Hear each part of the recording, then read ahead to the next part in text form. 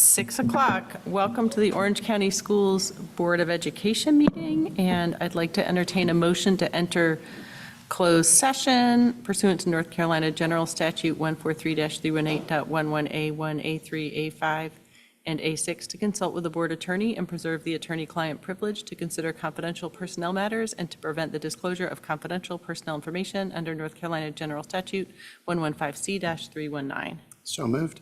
Second. A motion from Will and a second from Vice Chair Padilla. All in favor?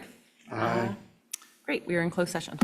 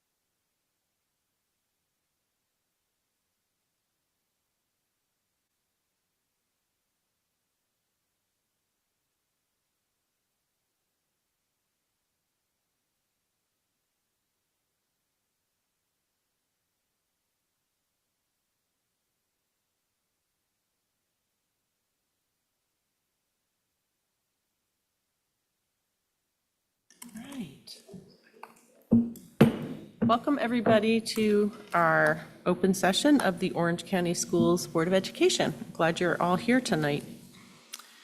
The Orange County Board of Education pledges to its citizens to conduct its business in a courteous and productive manner, showing respect for fellow board members, staff, and citizens.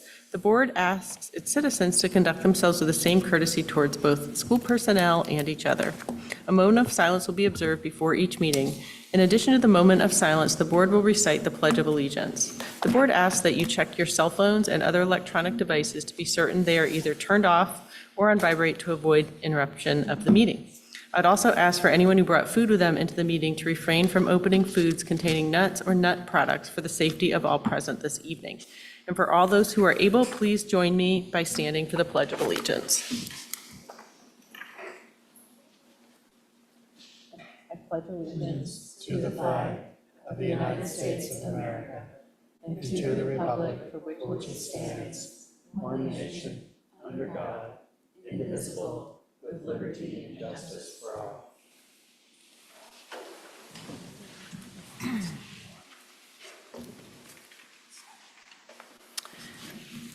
Before we proceed with the meeting, I would like to remind us all that Orange County Schools seeks to serve every child of our diverse student body. As stated in the new strategic plan we have adopted, we are committed to 1, preparing students for life after graduation, 2, engaging whole students in safe, supportive environments, 3, cultivating, supporting, and retaining excellent staff, and 4, maximizing operational excellence to support student success. Please join me for a moment of silence before we begin our work.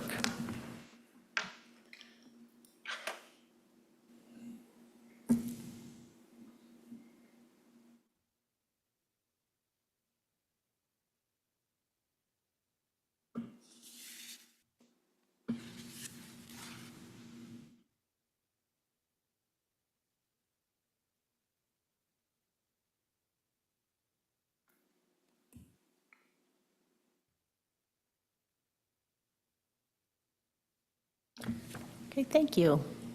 It is time for our recognitions. Dr. Jones, I pass it to you. Okay, who's up first for recognitions? Ms. Naj, come on up.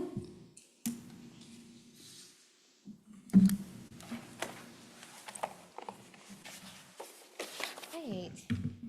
Well, good evening, Chair Doyle, members of the Board of Education, Dr. Jones, members of our Orange County Schools community. My name is Jessica Naj. I am the very proud principal of Hillsborough Elementary School, which is Orange County Schools' only year-round school.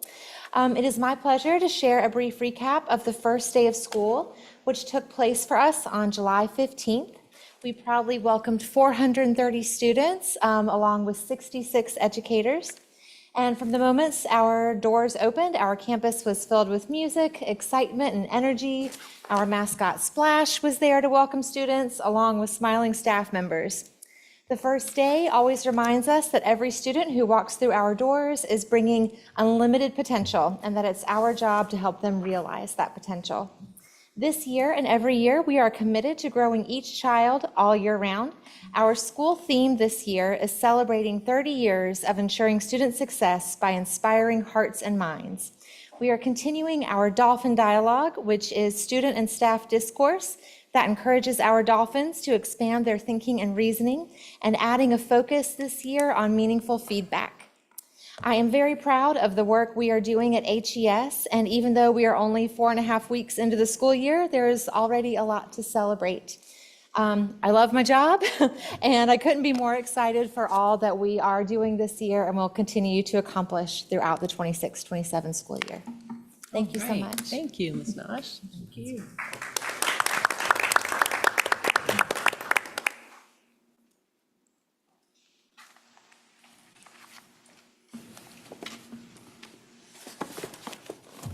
Good evening, Chair Doyle, members of the Board of Education, Superintendent Jones, and members of the Orange County Schools community.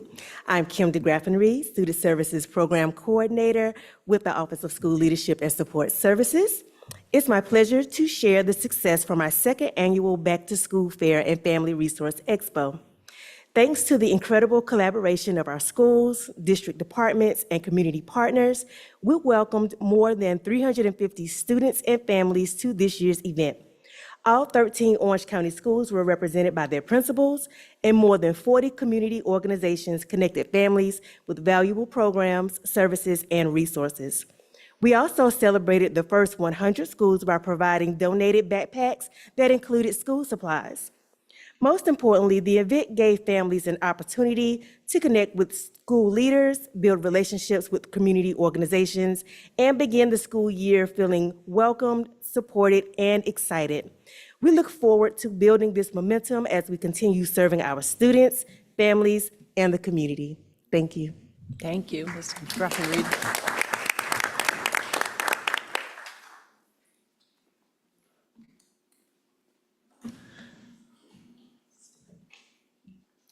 Good evening. I am here to report to you again this evening that Orange County Schools did receive the Certificate of Excellence for fiscal year 24-25 Annual Comprehensive Financial Report. It shows our dedication and our commitment to financial transparency and our commitment to the students and families of Orange County Schools. And I just want to thank my entire finance team of their commitment, and thank you for the board for your commitment. Right. Congratulations.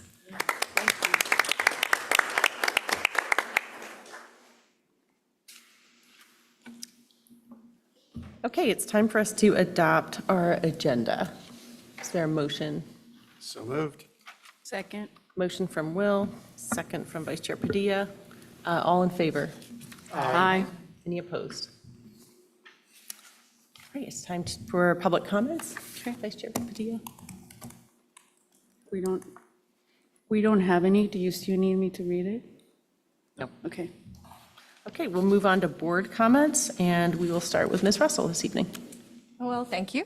These are my first board comments, so thank you for bearing with me as I go through this. I was sworn in on July 13th, but it feels like I have been a part of this group for a long time because it's been so welcoming and the district's been so welcoming, so thank you for that.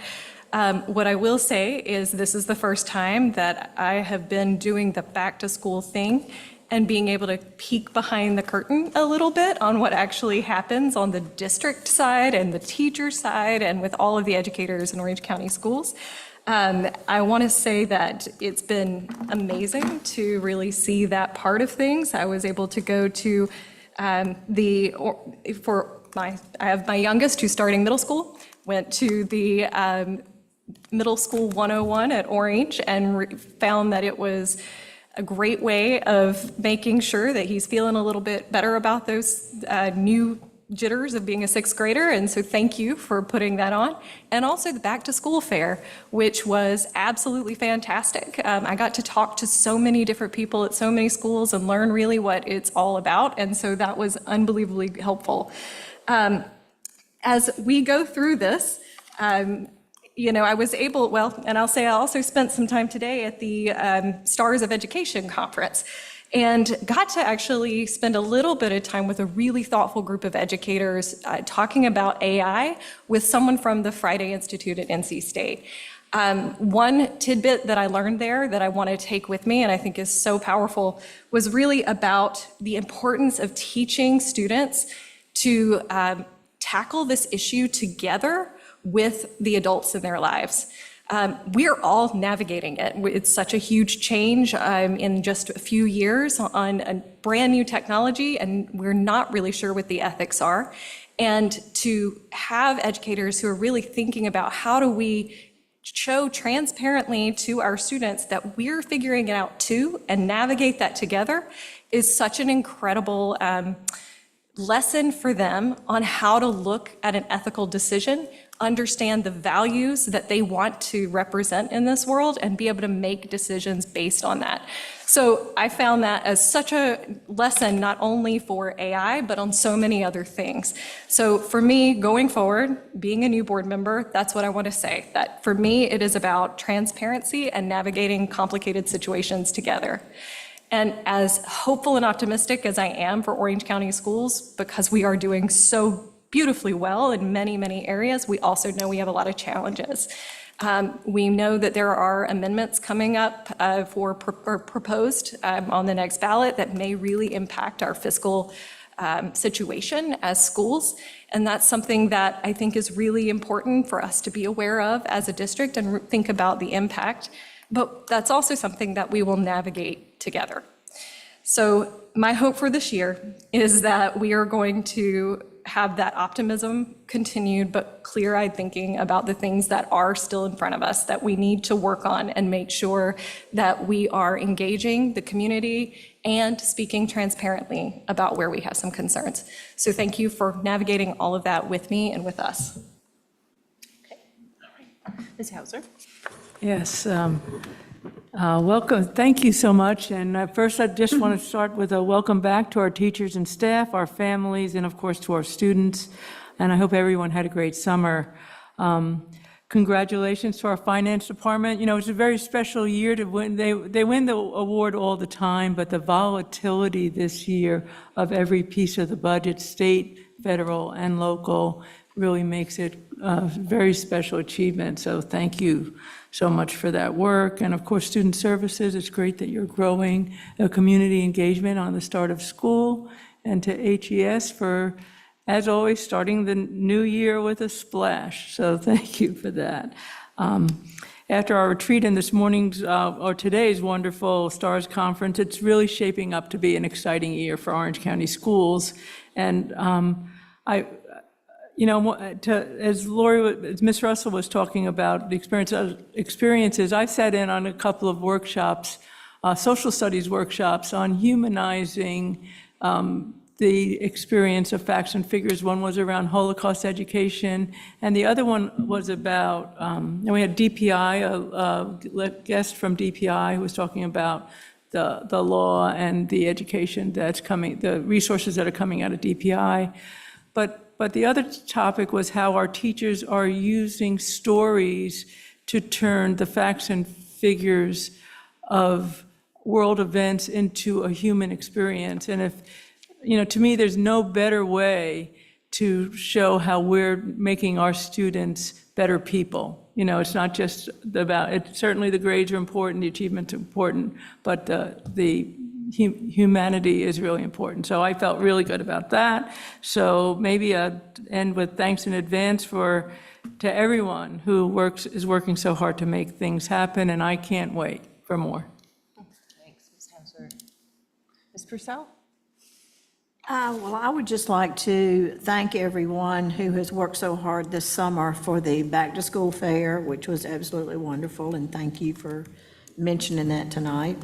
And to everyone who worked on the Stars of Education, because that was, I thought last year was great, but I think this year was, the energy, the excitement was absolutely phenomenal today. And it's a great way to get back into the swing of things and really come back to school excited.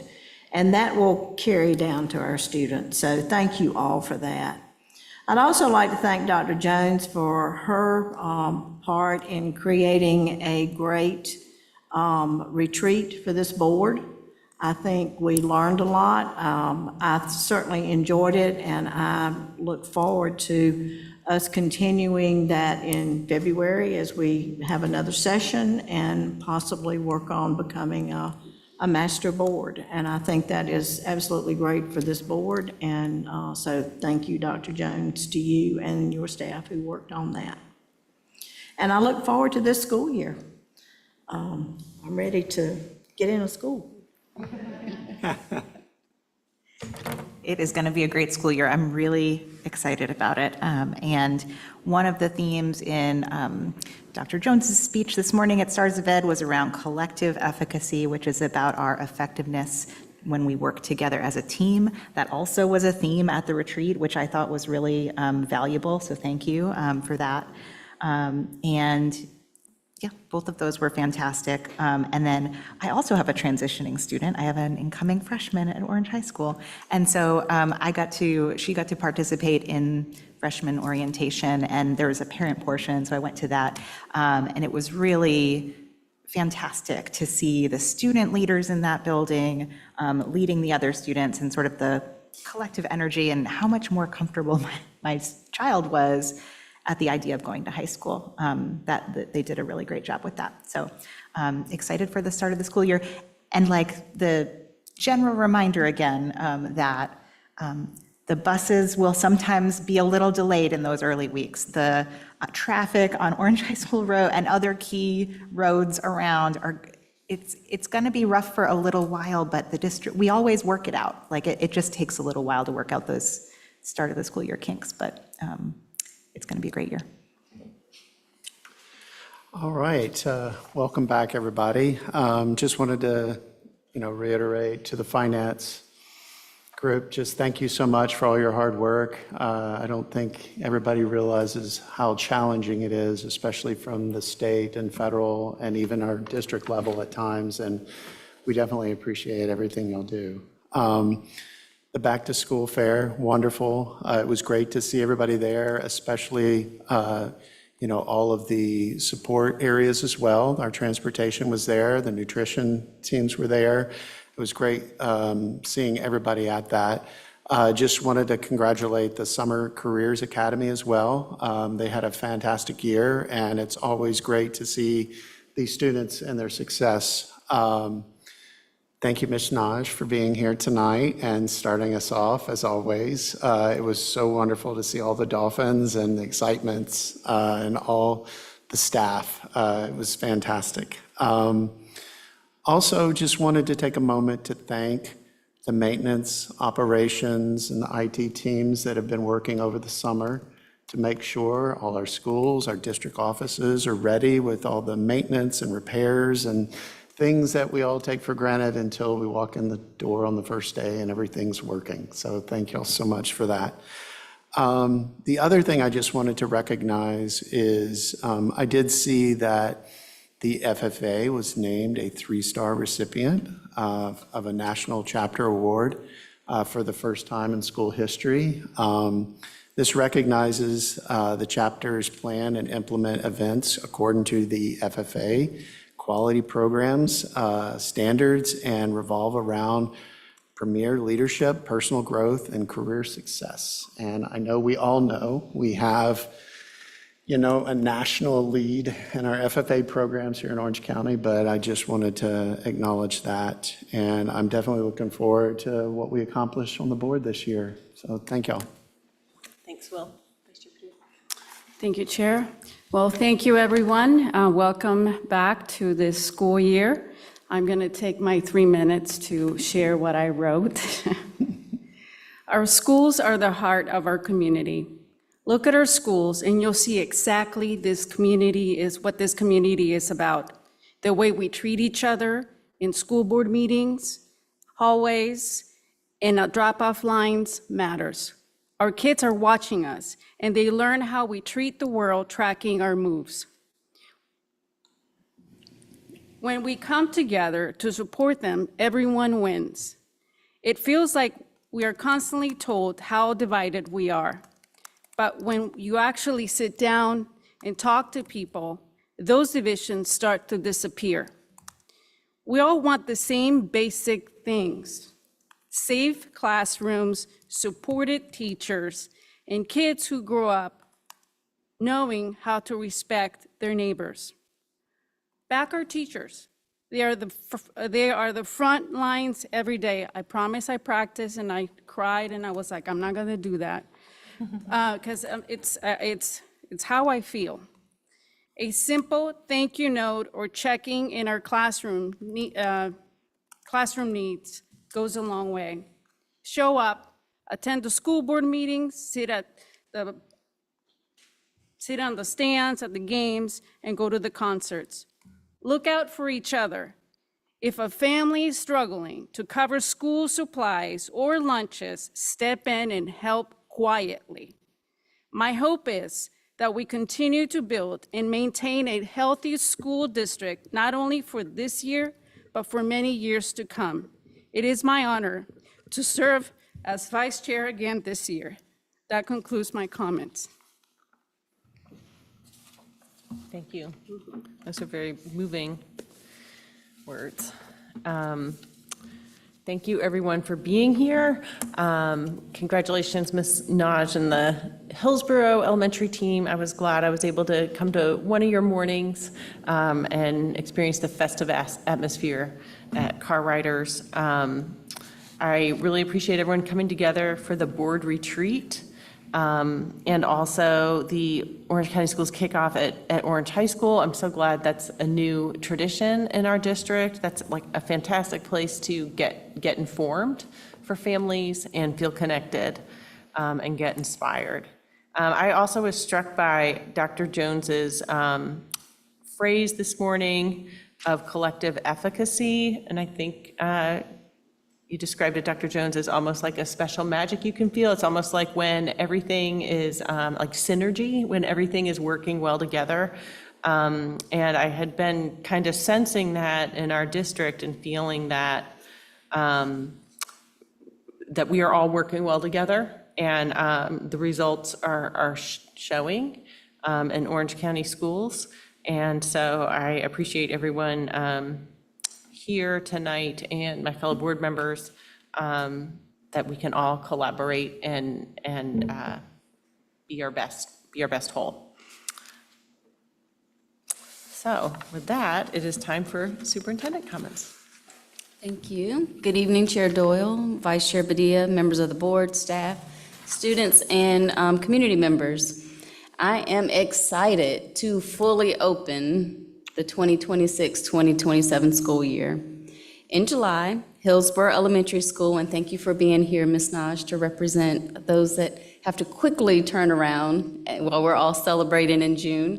But in July, they had a wonderful opening. She set the tone for the rest of the district as they opened successfully. It was great seeing the students and the staff return, and just so much enthusiasm about learning, and not just the students, but the staff as well. And that is just the culture that's been built there at Hillsborough under Ms. Naj's leadership. Maybe I'm speaking that right.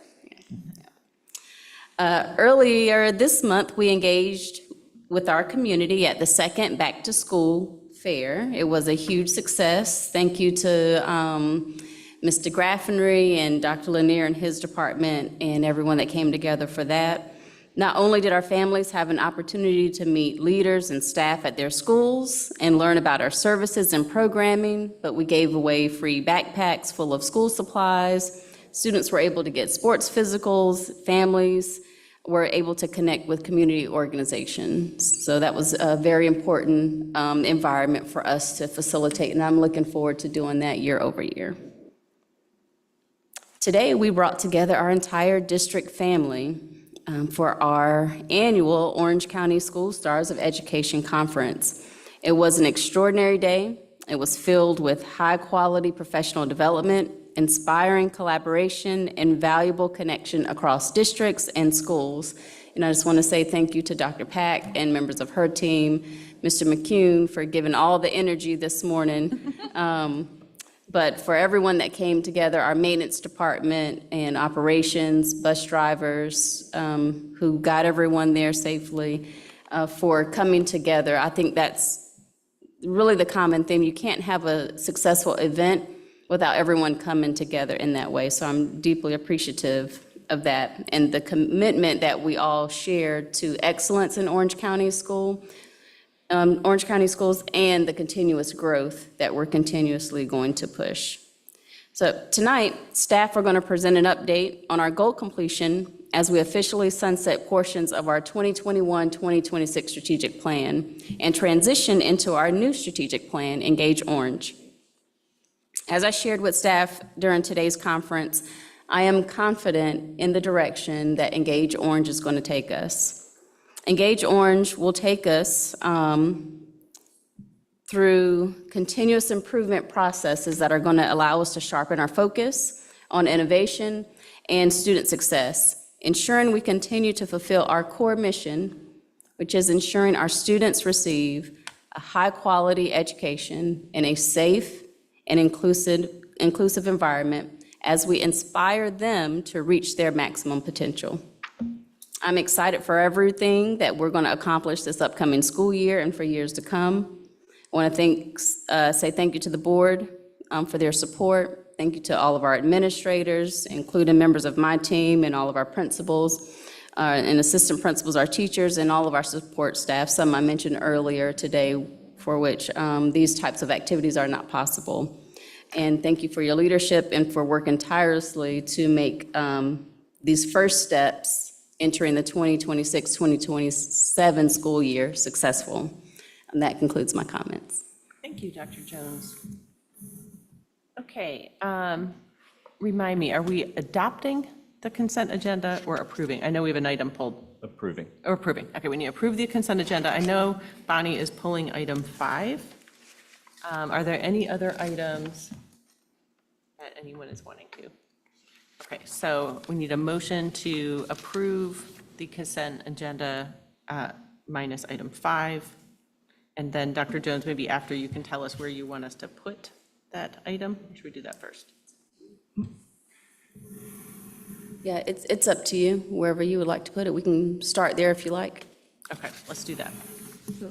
Motion to approve consent with item 5 pulled and move to right after. Okay. Second. Motion from Ms. Hauser, a second from Mr. Atherton. All in favor? Aye. Any opposed? Okay, great. So that takes us to some conversation about the federal program's consolidated applications for the Titles 1, 2, 3, and 4.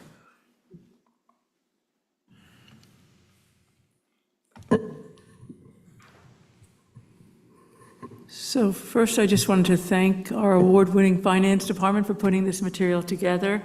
And I just had a couple of questions. First, thank you for pointing out to us, not happy about it, but thank you for pointing out that we will be losing probably about 12% of our federal grant funds, roughly about $160,000. Yes, so don't let me take credit for something for that is our federal programs director, Tanya Wagner. She was very crucial in pulling that information together. Yeah, I appreciate the transparency, not always easy to, it's important because we talk about it, but then you see it and you say, there it is, right there. And somehow, you all managed to continue our title funding on all 4 title, and we're providing more funds. So even with the reduction in the federal grants, all our title, I guess I was curious, are there things that we've had to cut? And then, actually, it's funny because all our Title I schools are getting more money, right, according to this, which is amazing. I want to know how we do that, how we did that. And then our Title I initiatives also have more money. So I really think that's amazing that you are keeping things whole. And just curious if you could just explain to us a little bit about where that funding's coming from. Sure. So under the direction of Tanya Wagner, she's worked really, really hard this last school year, anticipating the cuts that we were anticipating that we were going to see, particularly the 12% in Title I. She worked very hard with the schools to minimize the spending where we could to protect the schools so that going into this school year that they would not see any big reductions. We did see, of course, as you pointed, the 12% in Title I. In Title II and III, those actually went up. We have been anticipating that they would go down, but they actually went up, and Title IV was down about 3%. But I think it's just important to remember that the application that you're looking at is just representative of Title I, II, III, and IV.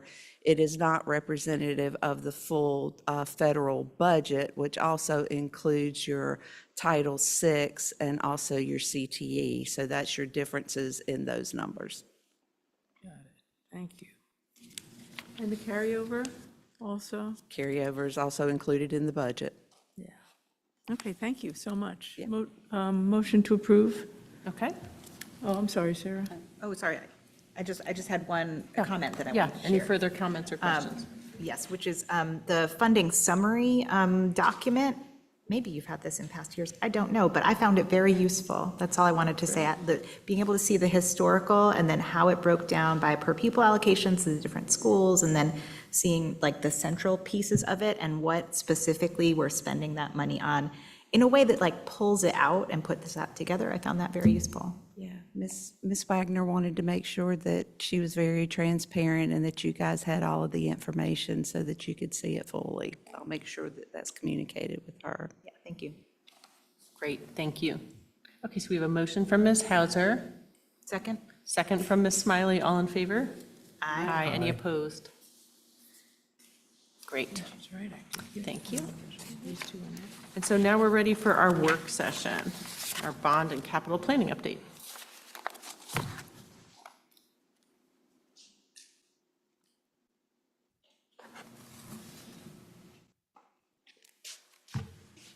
Good evening, board members, chair, vice chair, Dr. Jones, members of cabinet, and to the community. I'm Frederick Davis, Chief Operating Officer. And this evening, we will provide the community and the board an update on our bond and capital planning. Next slide, please. As we have stated, and throughout this year, we will continue to state that our work is rooted in our 4 pillars. Again, before you are the 4 pillars, and today we will talk about Pillar 4, which is maximizing operational excellence to support student success. Next slide, please. So, under the Pillar 4 of maximizing operational excellence to support student success, you see here the many ways that we will make sure that we are the transaction that makes the transformational possible here in operations. Next slide, please. And so tonight, you will be getting a board update concerning capital expenditures, planning for new facilities, planning for student assignment planning, which is rooted in strengthening efficient, transparent school business functions. Many times we get to a point where a decision needs to be made from the board, but the sausage making is not transparent. And so tonight, we're providing some of that sausage making, how we get to a decision from the board on various things. Tonight, you will see how we've also spent and utilized our capital dollars efficiency on some of the much needed summer programs. And so in a minute, our Director of Construction Capital Planning, Ms. Melanie Gartrell, will come and provide you an update on those bond and capital plannings. Next slide, please. Thank you. Good evening again. As Mr. Davis has given a formal introduction, I'll just start with good evening. So for the bond update, I do want to discuss 4 items, 2 regarding memorandums of understanding, one for annexation, the other for land conveyance and/or land swapping, provide an update with the ORED school planning solutions, as well as talk about the schematic design for the new elementary school.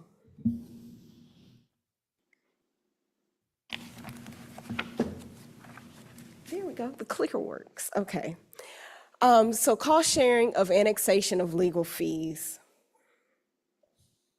Mebane requires annexation to extend water and sewer to the new elementary lot. While completing the annexation of the new elementary school, the other contiguous sites, i.e. Gravely Hill Middle School as well as soccer.com, will be included as well. A memorandum of understanding will be established to coordinate and share responsibilities for legal services associated with the annexation. The agreement outlines each party's roles, communication expectations, and cost sharing for legal services that are needed to manage the annexation process. Orange County Schools has selected the law firm of Isaacs and Sheridan to perform the legal services. This law firm was selected based on their experience with land use as a land use attorney with a strong record of guiding projects through the annexation process in Mebane. The MOU that was provided this evening in your documents will come back for the September board meeting consent agenda. But we wanted to be, provide transparency of where we are in the process, how much it costs to do this, and how those fees are split between Orange County government and Orange County schools. Land conveyance or land swapping. Just want to clarify that this is a legal process of transferring property ownership or legal rights in real estate from one entity to another. So just a bit of background, I know you all are aware, but just to be perfectly transparent, Orange County owns an approximately 38-acre tract adjacent to Gravely Hill Middle. And this site will be provided at no cost to the Board of Education from Orange County. This board intends to construct a new elementary school. Once the new school opens, a current building, which is yet to be determined, will become a remainder property, and Orange County is requesting that the remaining site be conveyed to the county within 90 days of the new school opening for instruction. The county manager will present this MOU to the Orange County Commissioners for their signature during their August 24th County Commissioner meeting. And again, this MOU will come back on consent for you all in September.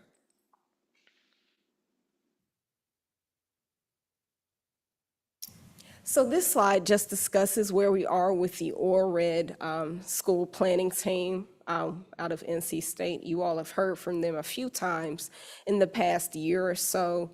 We just want to make sure we're keeping you abreast of what is happening this school year with this team as we move through the previous two topics to get here, to make sure we are aligning our work, to make sure we hit all of our deadlines along the way to make new construction happen for this new elementary school.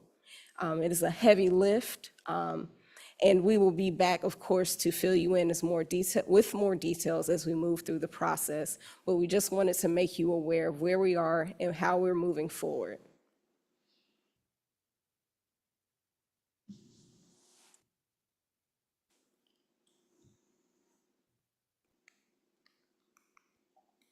Okay, so shifting gears from the meat and potatoes of the presentation to a little bit more fun part of the new elementary school. So presented before you is the schematic design site plan, where it shows the outline of the building. There's some minute details that are not really important at this moment, as they have to be done in order to make this building work. But I do want to point out that there is one car entrance and one bus entrance that we are accounting for at this site. Buses will enter off of West 10 Road, and cars will be routed around soccer.com. Also, a traffic impact analysis is underway. If you don't know what this is, or how, you know instinctively based on the name of it, but let me just give a bit more detail. This is a specialized engineering study that evaluates how a new building or project will affect nearby roads and intersections. This study shows where potential traffic jams, safety issues, or delays will be caused by this new project. It also presents recommendations and fixes for adding either new turn lanes or traffic lights. So this impact study is underway for this particular site in relation to adding a new elementary school on West 10 Road. So if you notice, I know it's a bit small, but hopefully if you had a chance to take a look, the orientation of the building, it has been oriented to allow for the natural barriers to remain, as well as for the topography of the lot, so that we can work on the flattest part of the site.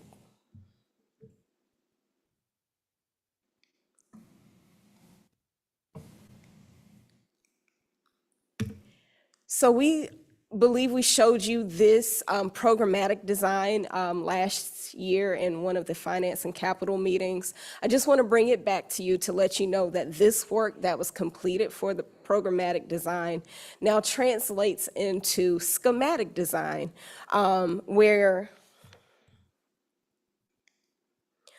here we are able to see the structure and scale of our new elementary school.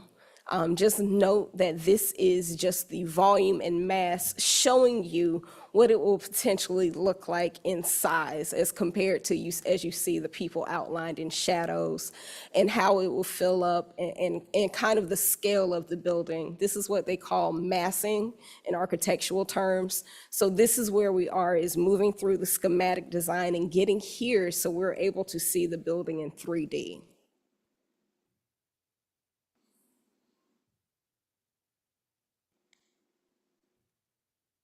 So moving on to our capital planning update for summer projects. completed and/or ongoing in summer of 2026. If many of you probably don't know, I had a chance to work with Mr. Brian Eubank this summer. He is a teacher at Orange High and a facilitator for Project Lead the Way. I had to acquire some assistance this summer because I had a very heavy load and a heavy lift that I was unable to be everywhere that I needed to be this summer. While the projects were grouped together, there were 10 active construction projects that I was responsible for managing. Mr. Eubank, I want to extend a formal thank you for all of your support this summer, your help, for communicating with staff and contractors, making sure all of those questions, concerns, and comments made their way back to me. This allowed me to be much more efficient with my responses and making sure there was no delay with any projects. So for summer 2026, again, I said we had 10 projects. First one was Gravelly Hill roof replacement. This project is ongoing as we had 12 inches of rain in July and a lot of rain delays and rain days. We are approximately 50% with taking off the new roof and laying down the new roof that you see here. Just note that the new roof is PVC, which offers cooler roof performance due to the reflective surfaces bouncing back most of the solar radiation, which may help lower indoor cooling cost. Of course, cooling costs are determined by many factors, but having a much better roof that is newer should aid in those costs. For the remaining slides, I'm going to quickly move through some of the photos and projects as I'm providing action shots because I will be back in September to provide completion photos. So Gravelly Hill Media Center was also fully renovated, where we were able to remove the flooring, replace the shelving, which is not pictured here, but this is an action shot. Also provided new furniture for Gravelly Hill, ALS Standback, and Orange Media Center. While doing this work, here's Orange Middle, the middle of renovation. We replaced ceiling tiles. We repaired things that we didn't know were broken above the ceiling. Specifically at Orange, we were able to reconnect some duct work, so it should help with cooling in those spaces. Didn't know it was broken until we took the ceiling down. So this was also Orange Middle. I'll bring you back ALS Standback, just a little sneak peek as to what we did this summer right now. We also, during the Media Center renovations, replaced flooring at River Park and Pathways Media Centers. River Park specifically, we were able to change their media center layout to make it flow to work as a media center in 2026. Since we had to move everything out anyway, we were able to put it back together how they wanted it. So this was a joint effort between myself, the school administration, and the media center coordinator to make sure everything would fit back and work accordingly. Pathways also had flooring replacement. We added few pieces of furniture from some of our middle schools in there, so I'll show those next month. Middle school track renovations. We're doing a full replacement track at Gravelly Hill. We are doing a track expansion at ALS Standback, which requires significant construction work. And we did a track resurfacing at Orange Middle. So if you've seen those, you will now know those tracks are either in process or complete. And we're very excited about those. If you do go to Orange Middle, striping has not been completed yet because I have to work on the other two to make sure the striping team can do all of the tracks in one motion.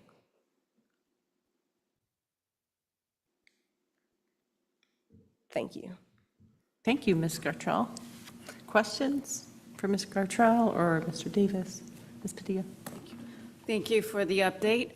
Can you please clarify that the projects for the indoor renovations are done, since we're having Yes. students coming back. I don't know if that was made clear. Yes, so the construction is complete.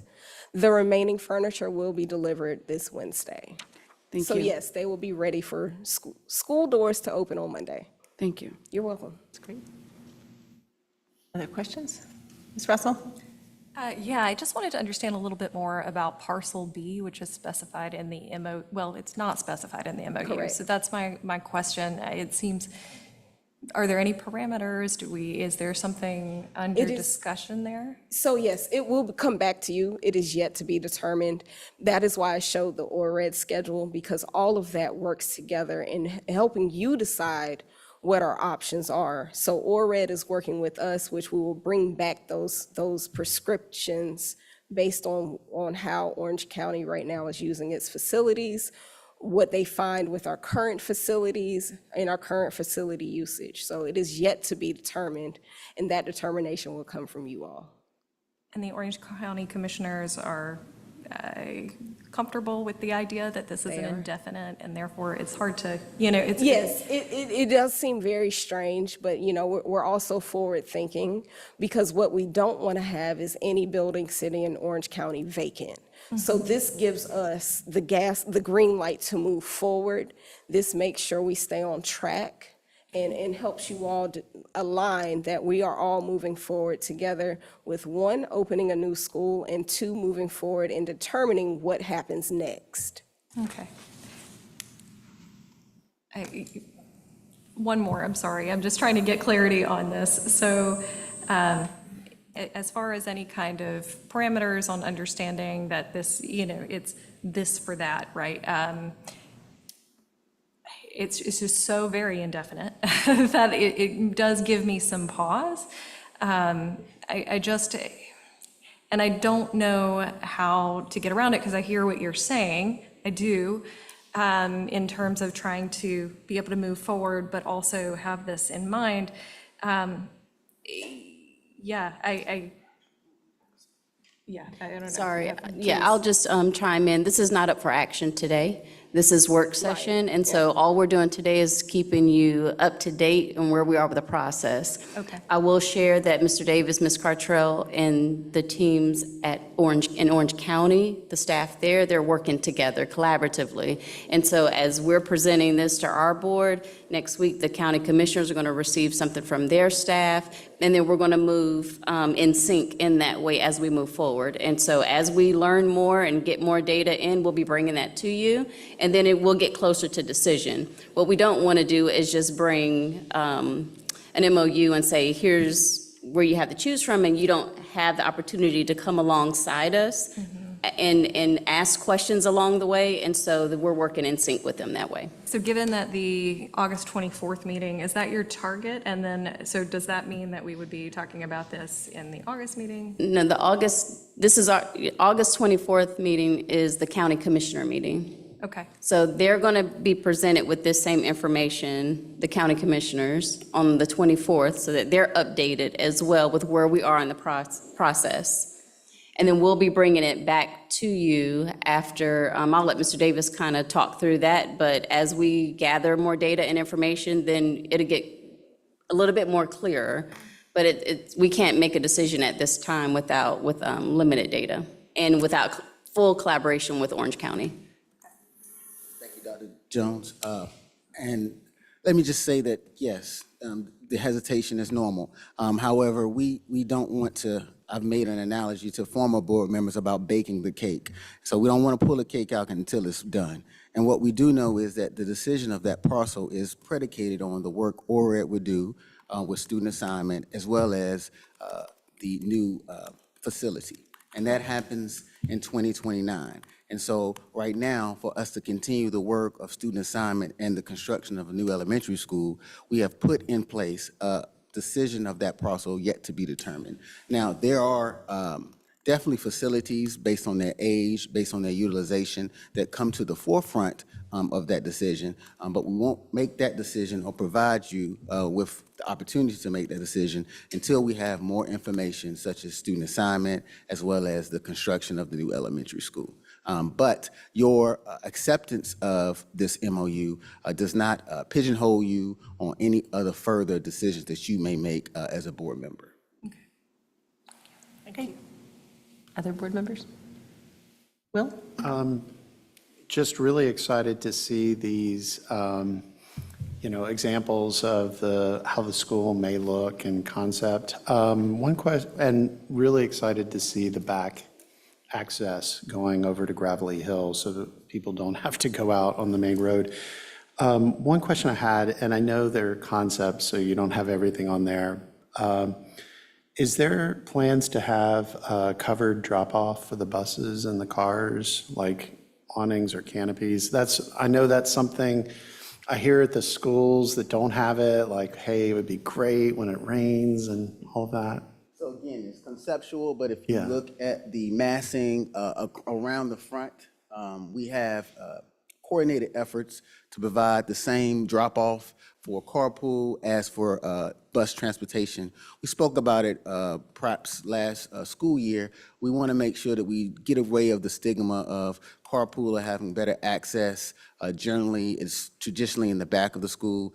Here, the design team took some of those comments from the community as well as yourself. And so everyone would enter from a covered awning to the front of the school. So yes. Perfect. Thank you so much. Great question. Bonnie? Yeah, I have several questions. I first wanted to on Ms. Russell's question, what was a little strange about the MOU is that it has a blank in for parcel B. But what I hear you saying is that we're really signing an MOU that says you're going to give us this land for some parcel that's going to be decided at a later date, That's correct. right? So I'm just curious why would it make sense to write it that way? Because the blank is a little strange to me to have the blank in there for parcel B. Right? Can I just say, parcel B isn't, my understanding is it's not a particular parcel of a list of A, B, C, D for the district. It's like parcel A is this one and parcel B is the other one I of the understand, two. but the thing is, there's a blank line in the MOU for parcel B, so as opposed to, right now, we're just contracting that we're going to get our parcel for some parcel that's going to be defined at a later date. A year, it could be a couple of years from now. Yeah, and, just so we're clear, I think as we started this journey through the Whipple Report as well as through bond planning, we did, the board make acknowledgement of fewer schools. So we do know that there will be some parcel that would be swapped. We cannot determine that currently because we don't have the appropriate data to provide you so that you can put that parcel B in it at this time. We get that. You explained that well. It makes complete sense. It's just literally how it's written, Just to piggyback on that, yeah, I understand now, and that helps a lot, and I think it makes a lot of sense. I think what I was curious about is why we didn't have something more specific to a parcel that will be determined based on, decisions coming forward through X, Y, and Z by whatever date, that kind of thing that just gives a little more specification of what we're agreeing to if we get, but there's no action today. So I am comfortable in moving forward, but it was just to maybe create some sort of parameters around it rather than a blank space. Okay, other board members with thoughts? Sarah, do you have other questions? Oh, sorry, no, I just went like this because of that noise. Oh, I actually do have one thing. The car rider line I think it's car riders, it's gonna go up next to the soccer.com and go around and everything. Is the traffic study including things on the campus? So one thing I wondered there, I know they have like split start times, but that's also where the buses go in for Gravelly Hill. So will it also consider that, or has that already kind of been factored in? Yes, the traffic impact is determined by the state, the number of trips per the number of students. They do a mathematical equation based on assumed number of car riders and a school number of trips with the individuals that are in that radius. And so there won't be any conflict with the operation of Gravelly Hill Middle School with the elementary school. So all of that timing and coordination will be a part of that traffic impact. I'd just like to say thank you for all the pictures, all the updates, everything that's been done this summer. I know you have been working very hard, as has maintenance and everybody else, and I really appreciate it, especially seeing the work on the media centers, especially one of them that I spent a lot of time in. It was long overdue. So thank you, thank you, thank you for all you've done this summer to update these facilities and keep them where kids want to go in them. Right. So thank you. Thank you. Bonnie? Yeah, I have just a couple questions on the ORED plan. It's really just to understand the scope of the work and how it's what's gonna happen. First, on the community engagement part, this is early in the process. It's great to have the community engaged this early in the process. What do we expect to get from the community? What kinds of questions are we asking? And I don't want the details, but what are we really trying to learn from the community at this early time in the process? So I don't have those details with me tonight. What I can say is that doing student planning and student assignment can be very tricky. And if you're taking one student and moving them without giving any type of explanations of why you're doing that, or gathering data of how that makes one feel, could be a recipe for disaster. And so I am only speculating, but we'll have conversations about what makes a community school. What makes those who maybe walk or drive to school. All of those are anecdotal information, but it does come into play when ORED brings forth data and support that data through the communication of the community, what they're thinking. And so we are still working with ORED to provide those details, but right now I think the strongest point is that we want to hear what people think before we provide a decision that impacts families. Yeah, to that point, would you mind pulling up that slide 8 again, that 8th one that has the school planning solutions update, which I think is what, could we just spend a little bit more time? So the community engagement plan is what will be an update for the board, in September, and then engagement results in November. Could you clarify what some of the boundary factors are that we'll hear about in December? What does that mean exactly? So the boundary factors are a pre-discussion about how the community feels about when you all take action to do something.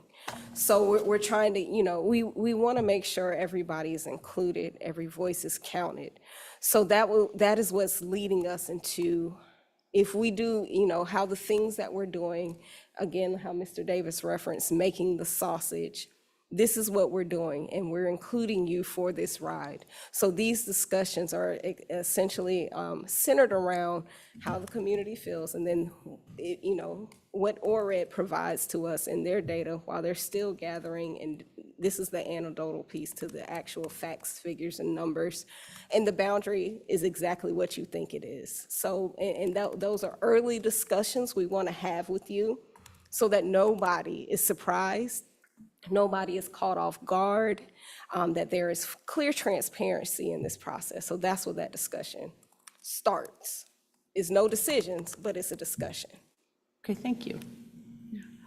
On that, every time we go through this, we get promised transportation factors in it. That also factors into Yeah, it. because we rarely get it, so I trust you. I think Yeah, you all so- are going to so do that- it, but that I is couldn't what all say. of this is to bring forward all of the considerations that we have to take into effect. So this is what's happening in December. Yes, thank you. Just one quick question. In the past, parents have asked, on the middle school, on the year-round discussion, parents have asked for a year-round middle school for us to add that. And is that something that we're going to be, is that something that we might get from the community, or is that a conversation that is going to be open? I think we set that aside for now. I don't think we've. Did we? Yeah, I don't think we've continued pursuing that as a board in the past year. That's correct. I understand the board has not provided us that direction, so we have not gone in that avenue. But if the board decides that that is a topic that they want us to bring up, we would definitely do so. Yeah, if we did, this would be the time. And then I guess I don't need to answer tonight, but something for us to consider. When you talk about updating the enrollment, the capacities and the utilization, those are big words, and that's a lot that's a lot to swallow at once. And I just wondered if we, as a board, will get a chance to discuss enrollment and, enrollment projections and trends and the economics of operating our schools at different utilization rates. Because we don't really understand the model, so to be asked to give an answer, in the past, we've been asked to give an answer, but we don't really understand the basics. So I just wondered if there's a way for us to have an earlier conversation about that. It might be a retreat, maybe the winter retreat. I will tell you that enrollment capacities and utilizations is embedded in all of these. And so you will hear about it as you go through these updates.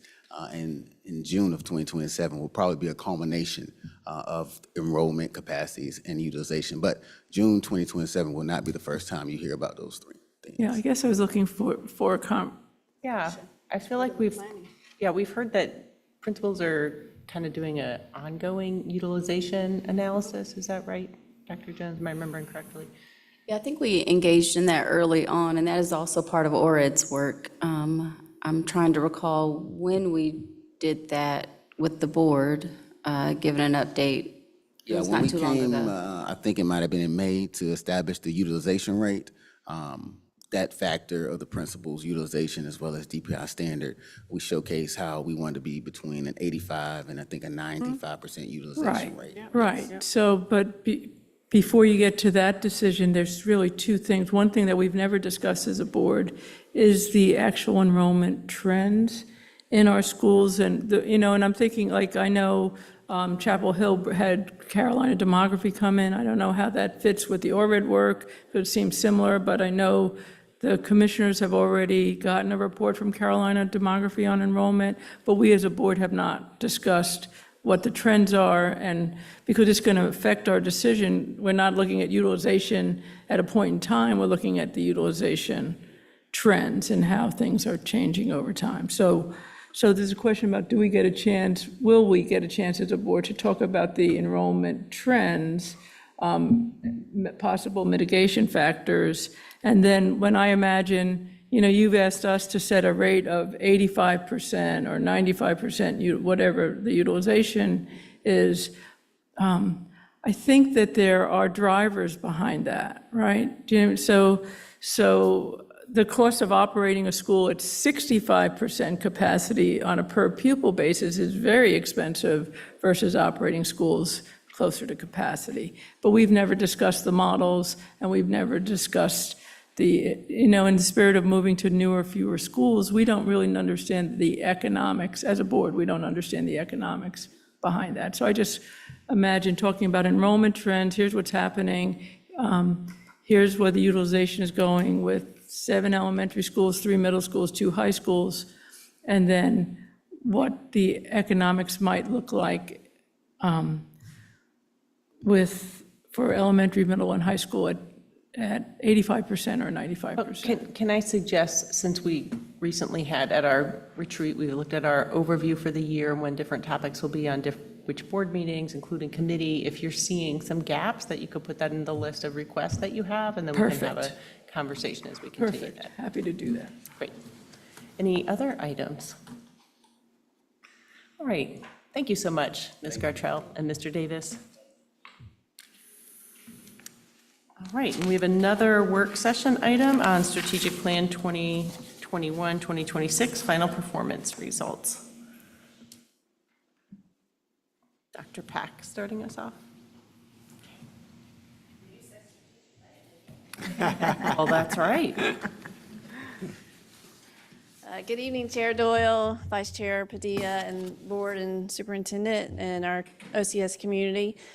We are excited tonight to finalize and put to sunset our 21-26 strategic plan, priorities 2, 3, and 4. And we will be talking about priority 1 in September. But we want to start tonight. Sorry, I had this.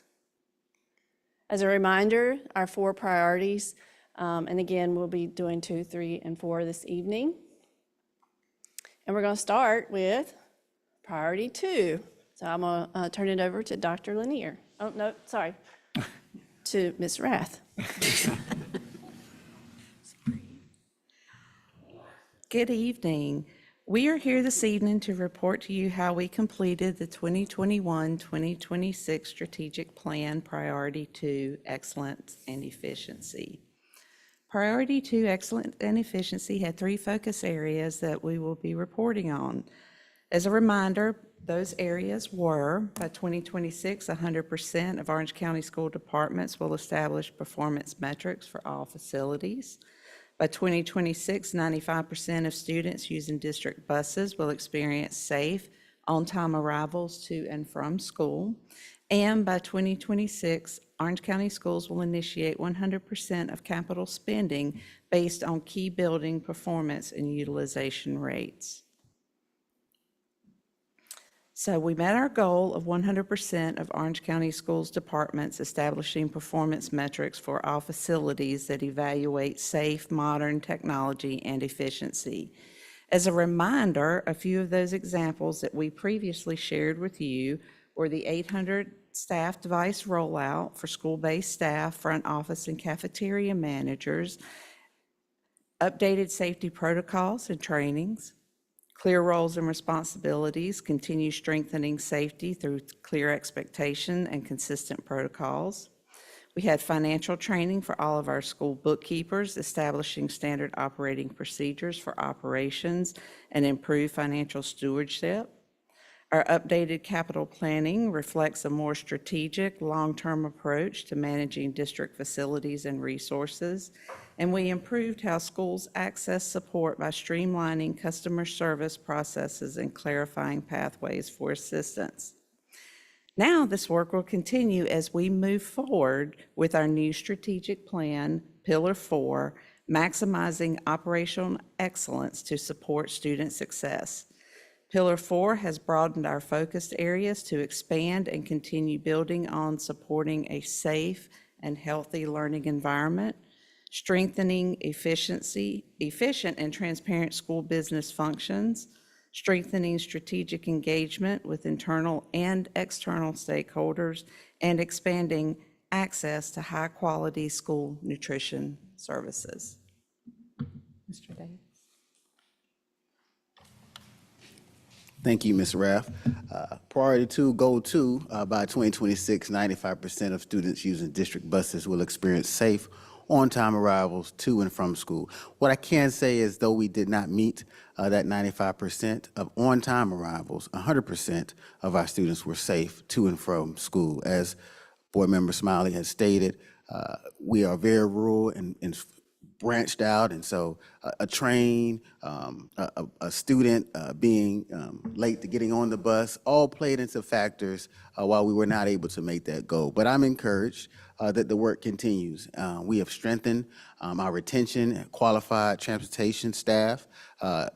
Those who were at the Stars of Ed saw our transportation department with new employee uniforms, so they can be walking billboards as they walk throughout this community. And those who may be looking for work, last time I checked, there might have been some work shortages. They can come and see how our bus drivers represent our school community. We've also optimized the safety and student routes by instituting community routes. So we believe that this school year, with the community routes, there will be less stops, meaning that we should shore up some of that time for critical learning in our school buildings. And then we're working on a clearer two-way communication. You approved better GPS in our buses as well as cameras. And so we believe that as we move into this next school year, we will get better to reach a goal of 100% efficiency as well as on-time arrivals. Next slide, please. Oh, never mind. And for Goal 3, by 2026, OCS will initiate 100% of capital spending based on key performance building indicators. Since my arrival, that's been my number one goal. As you have seen in our capital improvement plan over the course of years, we've charted out the next 10 years where if the county provides us the money, we will spend it. and we have spent it in a very efficient and equitable manner. My goal is to touch every school building, whether it is a media center or a brand-new school. And so I'm excited that that goal has been met. As we continue this work, we are aligning with the strategic goals of the district, and again, establishing frequent updates to our construction and capital plan. And with that, I'll move on to priority 3. Thank you.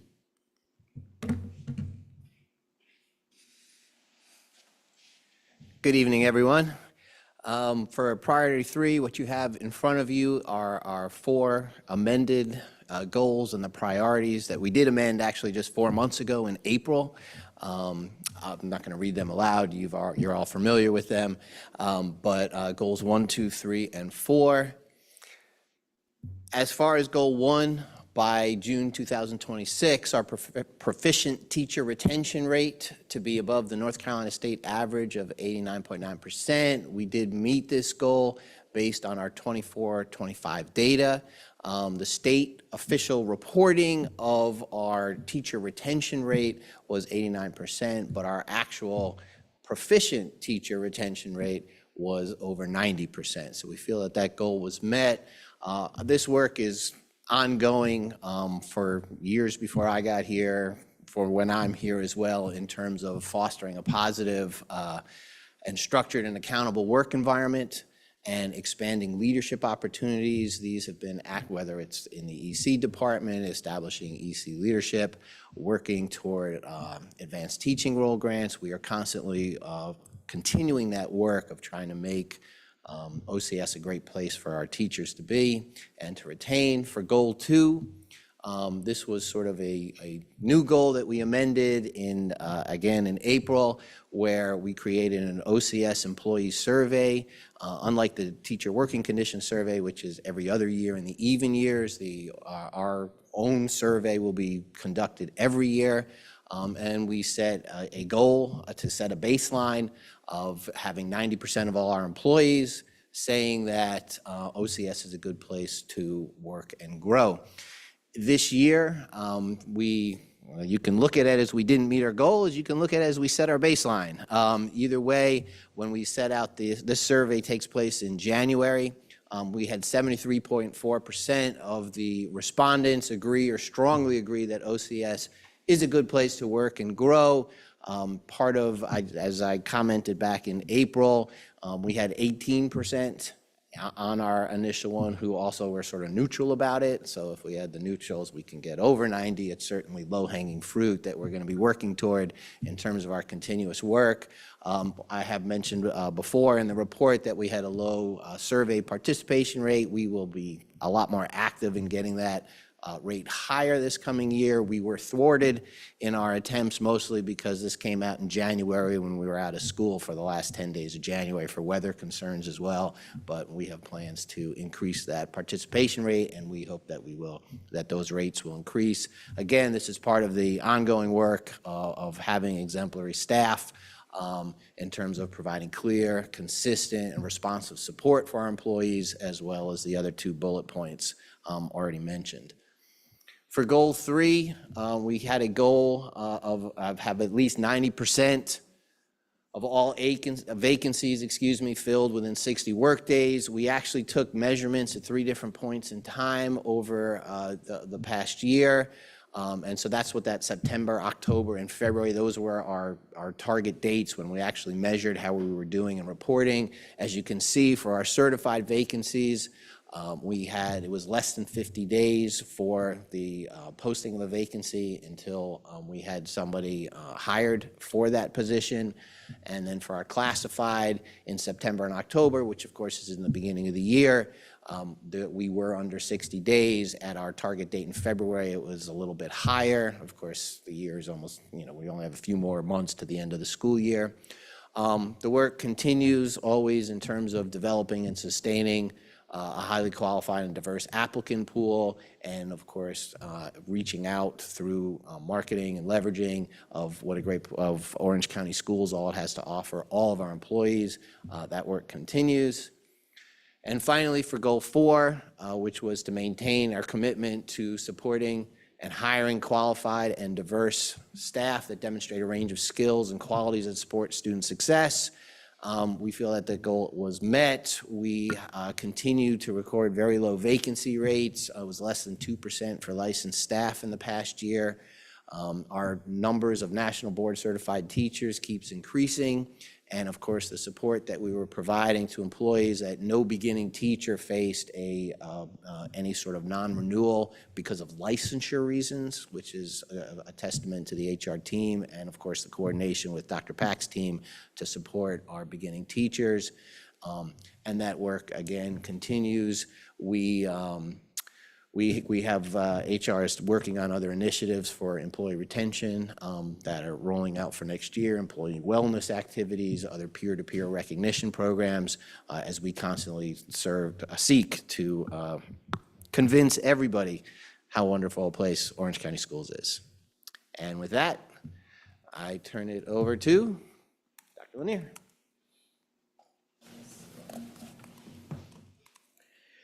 Good evening.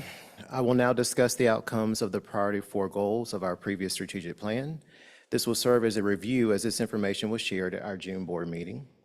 As a reminder, the goals for Priority 4 were to decrease the overall number of out-of-school suspensions in all subgroups by 10% annually, reduce district chronic absenteeism from 21.83% to 19%, as a way to improve readiness, engagement, and academic outcomes, and implement and maintain ongoing, effective, and meaningful engagement methods to strengthen communication and relationships between schools, families, and the community.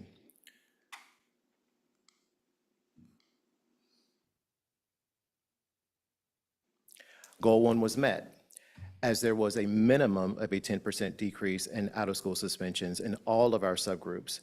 However, we know that the work continues by continuously training and support for school-based staff on prevention of disciplinary incidents, the implementation of clear, restorative, and fair disciplinary procedures, and support for the whole child by implementing school-specific strategies and core resources in support of social emotional health and safety of children. We also know that this is due to our exemplary staff, as Mr. Kowick just said, from Priority 3, but also our exemplary students that we have in our district as well. Goal 2 was not met, as we ended the year with a chronic absenteeism rate of 23.07%. While this rate is higher than we would like, OCS continues to trend below the state average.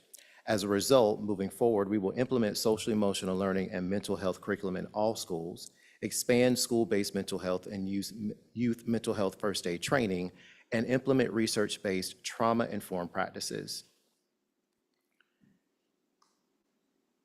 During the 25-26 school year, there were approximately 10 district-wide family and community engagement sessions, including the Back to School Fair and Mental Health Fair. Additionally, during the course of the creation of our new strategic plan, there were 13 student listening sessions and 7 community convening sessions. I think it's safe to say that we met that goal.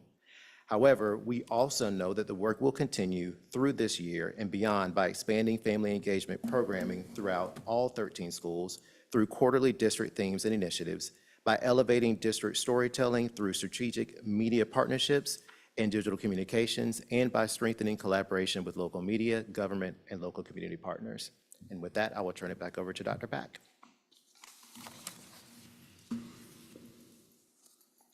Thank you, Dr. Lanier. So as a reminder, we're in the transition phase and moving into our new strategic plan, Engage Orange. And my teammates talked to you a little bit about how the work is continuing. In your board packet, you have the beginnings of our data tracker for our new strategic plan, so you can see where we're heading with some of that. And they're benchmarked out over the 5 years. And at that, we'll take some questions, and y'all can be ready to help answer. All right, well, thank you, Mr. Davis, Mr. Kowick, Dr. Lanier, and Dr. Pack, and Ms. Rath on all these different pillars. And I really appreciate the goals, the specific goals, and the transparency about where they are met, not met. I'm sure we have some specific questions even as we are retiring this plan. So board members who have specific questions, whether it's for clarity or Sarah? Hi, and I appreciated, just the roundup of where we landed on all of those things and where the work is continuing. My questions or like suggestions are related more to the data tracker for next year and like a few of the metrics there. This is just like for discussion, and so there were a few of these that I thought, gosh, I'm surprised we're not aiming higher than that in a few places. A lot of them I thought were very nicely ambitious, but I thought, if it's okay, I'll just like name where those are for consideration. So one is indoor air quality, maintaining 100% of district facilities with a fair or higher rating. And I don't exactly remember the scale, but I know it's poor, fair, maybe it's good, and then maybe exceptional or something like that. And so 100% fair or higher, I just wondered, like, what about like 90, 10 out of, I don't know, 11 out of 13 schools get something, 100% of schools get good or higher, something maybe a little bit. Fair does not feel very good to me as a goal. So we don't need to.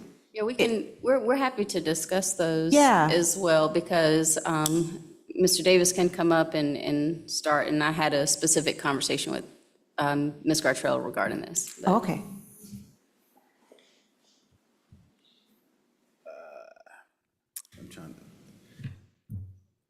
There are many variables to indoor air quality, as we've stated, as we come twice a year. And I think the goal was set to create a baseline. And I think maybe fair kind of maybe a different connotation, but fair is not bad. When you look at most of the schools and their aging, we are constantly working on improving the air quality. But we will take that in consideration and perhaps provide more information on why fair is a baseline that is still consistently better than schools of those ages that you'll see creating that fair kind of result, if that makes sense. But I receive your information about the word fair. Yeah. It's something like, let's say we have a bunch of that are good and excellent now, and like, let's say more of them were fair, but we still meet this goal because they were all at least 100% fair. Do you know what I mean? Like, Yeah, I think the explanation from Ms. Gartrell when we talked about it is fair is acceptable. Like it means the air quality is good. And so that's why we wanted to make sure that we're maintaining that as some of our buildings are aging. We're going to continue to report on every single building. And if we're getting to a point where we don't have buildings moving from fair to good, and sometimes they go from good to fair because there's dependent on a lot of factors, as Mr. Davis said. Windows being open, I don't know if you recall the report from the spring, but we talked about some of those factors as well. So I think fair means that the air quality is good and acceptable, but we certainly do not want any poor schools. And I think, well, two things that come to mind for me is we also have established a baseline on the types of reports that are provided. Like they're doing more inspections, the reports are more thorough, so we're actually getting better information than we originally did. And then also, I feel like when we started this, or at least started it when I was on the board, the recommendation was to just open all the windows all the time because we were dealing with COVID. And so, we had a lot of practices that were COVID responses that actually weren't necessarily helpful for monitoring indoor air quality. So just a little perspective from my memory of it. Other questions? But that's just one component here. So Ms. Padilla? Thank you. Thank you. I know we just said that this is from the past, but some of the past is going to move forward with this new strategic plan. So 2 questions. One is, I'd like to understand, or maybe a later time, you're going to tell us how you plan to increase the participation for the surveys for our district. So, and then the second one is on goal 4. I'd like to understand, please, the out-of-school suspensions. Some of these start at middle school. How many of those students are going to high school, and how many of those students are still having the same experiences? Because we need to nip this in the rear. We cannot continue in this direction, and I understand that we have decreased, and I think it's great, and that we're going to apply services to meet every student where they are, but I'd like to know the percentage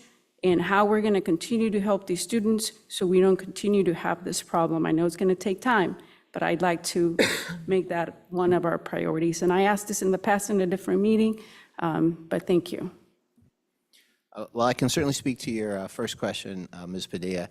So in terms of the plan for that, we're going to start earlier, like getting it on principals and supervisors' schedules for like an established faculty meeting. You know, my plan is that I will start doing that in November or December, saying, hey, when is this going to happen in January? So that when the staffs are all together, they can actually do it, sort of the way we sort of insist for teacher working condition survey, which is a situation of like, hey, call a faculty meeting, administrator, give it to them, leave the room, let them fill out the survey with no administrator present. So that's just a very sort of basic kind of thing we could do with just a little bit more, pre-thought into arranging it for our principals, because that's where most of our employees are at the schools. So, okay, as for the out-of-school suspensions, I'll have to pass that off, though. Thank you.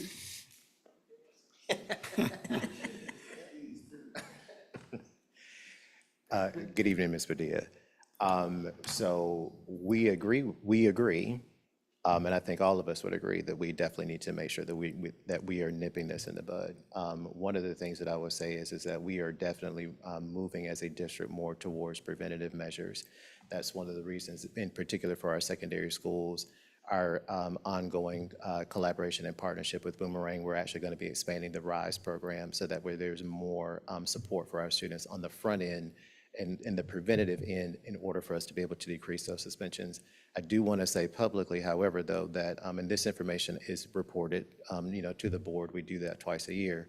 We're talking about a small percentage of our students in the district. So out of all the students that are being suspended, then we're talking about the students that are being suspended more than once. That number, if I'm not mistaken, when we reported that in June, it was only 99. So we're really talking about a very, very, very small percentage of our students in the district that are continuing to experience out-of-school suspensions more than once. We also recognize, though, and I do want to just say that, again, one suspension is too many. But again, that is one of the reasons why we're definitely trying to do more on the front end. Our counselors and social workers are very busy people. I made sure today during the Stars of Ed that I personally thank them for all that they are doing, because they are truly working behind the scenes. We also are tracking those students, and that our schools do know exactly who those students are, regardless of if it is our students that are experiencing more than one suspension, or even our students that are experiencing issues with attendance. We do know who they are. Daniel Kearns-Pickett does a fantastic job of communicating that information along with Mr. Sathi, communicating that information with our school administrators, with our counselors, and with our social workers as well. So I hope that adds a little bit more perspective onto your question. Thank you. I really want to make sure that I understand, I hear you, and I appreciate what you just stated. I don't want to hear anymore that more of our population, especially Black and Hispanic, they're graduating and they end up in jail. So I just want to make sure it is our duty as a community in our school district to help our students. And I'm happy to hear that we are going to, that we are tracking, and hopefully they're getting the help they need. But that is a concern of mine. And it's not only mine, I hear it in the community. So I just want to make sure that we are doing right, and as we continue with this strategic plan, that we keep that in mind. Thank you. Thank you. Other board member questions? I have more, but Go ahead, Sarah.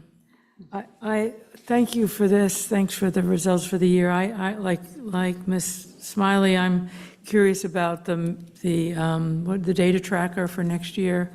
And my first question is we say communications and equity are essential to every pillar, but there's a question about how does that show in the metrics or in the measures, and as you break some of them down by subgroup, the attendance data, I mean, I'm making this up, but presumably the attendance data,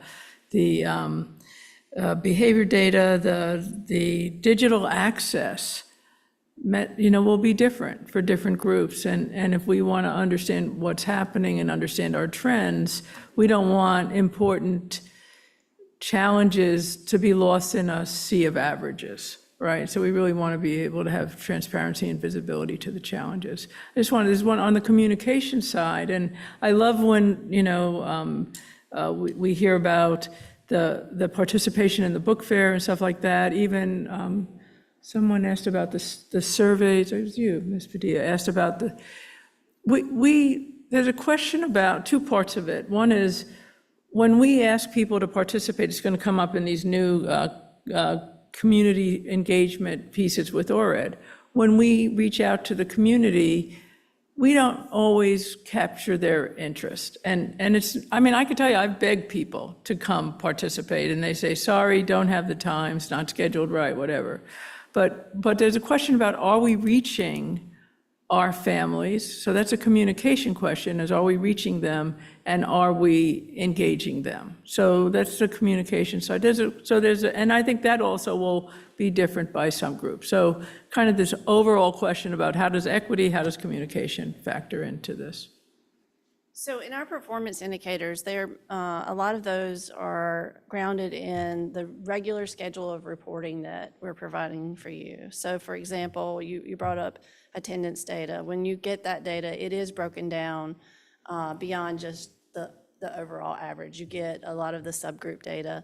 So there's a number of those reports that we give you that we can talk about equity within that. So it doesn't disappear.